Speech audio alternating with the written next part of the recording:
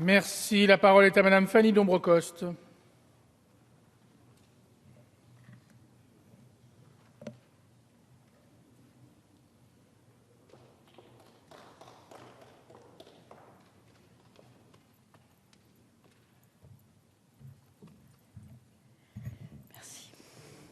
Monsieur le Président, Monsieur le Ministre, Monsieur le Président de la Commission des Affaires économiques, Monsieur le rapporteur, mes chers collègues.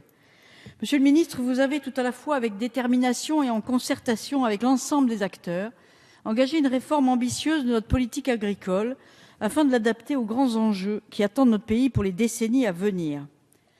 En effet, le projet de loi pour l'avenir de l'agriculture, l'alimentation et la forêt que nous examinons aujourd'hui en première lecture porte bien son nom.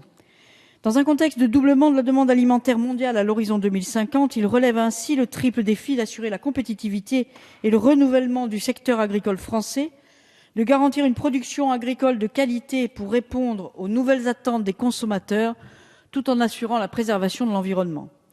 Le titre 2 portant sur la protection des terres agricoles et le renouvellement des générations me semble à cet égard mériter une attention toute particulière. Tout d'abord, pour continuer de soutenir notre balance commerciale et faire face au doublement de la demande alimentaire mondiale, les terres vont être sollicitées pour produire plus. Ensuite, pour répondre aux exigences des consommateurs d'une plus grande qualité et d'une plus grande traçabilité des produits, les terres vont être sollicitées pour produire mieux. Aussi, face au phénomène de concentration des parcelles, à la diminution du foncier disponible, induisant une hausse des prix, et au vieillissement de la population des agriculteurs, il est nécessaire de mettre en place une politique d'installation favorisant le renouvellement des générations et assurant ainsi la pérennité du secteur. Or, et c'est l'objet du rapport de l'Observatoire national de consommation des espaces agricoles, que j'aurai le plaisir de vous remettre, Monsieur le Ministre, dans les jours prochains, puisque j'ai l'honneur de le présider, nous pourrons préciser quelques chiffres sur la consommation des espaces agricoles, et c'est nécessaire de le faire, je crois. Les terres agricoles se sont réduites de 2000 à 2012 à un rythme allant de 40 000 à 90 000 hectares par an, selon les études, sous l'effet de l'artificialisation des sols, de l'étalement urbain et notamment du développement parfois anarchique des zones d'activité économique et commerciale. Les espaces, qu'ils soient naturels, agricoles ou forestiers, constituent notre patrimoine vital sur lequel repose notre capacité à assurer notre alimentation. Aussi, le gouvernement s'est engagé conformément aux orientations de la conférence environnementale de 2012 et en lien avec le projet de loi ALUR à renforcer les outils de préservation des terres agricoles. C'est le sens des propositions faites à l'article 12 du projet de loi. Tout d'abord, l'Observatoire national de la consommation des espaces agricoles verra ses missions renforcées, tant par l'élargissement de son périmètre aux espaces naturels et forestiers que par celui de ses missions. Il agira ainsi comme un véritable appui méthodologique aux collectivités territoriales et homologuera à cet effet des indicateurs de consommation des espaces naturels, agricoles et forestiers.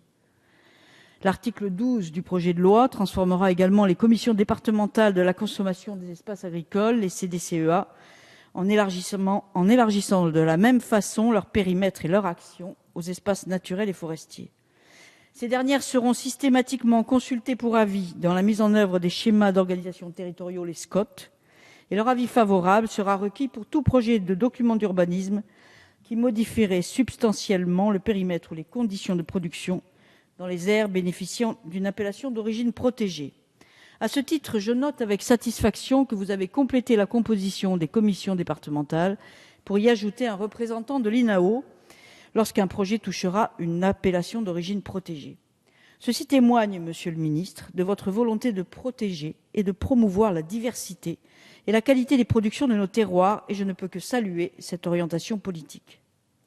L'esprit de la loi, et en particulier de cet article 12, c'est véritablement d'inverser le regard sur le foncier agricole dans les documents d'urbanisme pour en améliorer la préservation en renforçant le rôle des intercommunalités dans la lutte contre l'artificialisation, en déclinant dans les SCOT des objectifs chiffrés de consommation économe d'espace, mais aussi en intégrant une réflexion sur le projet agricole des territoires dans les PLU.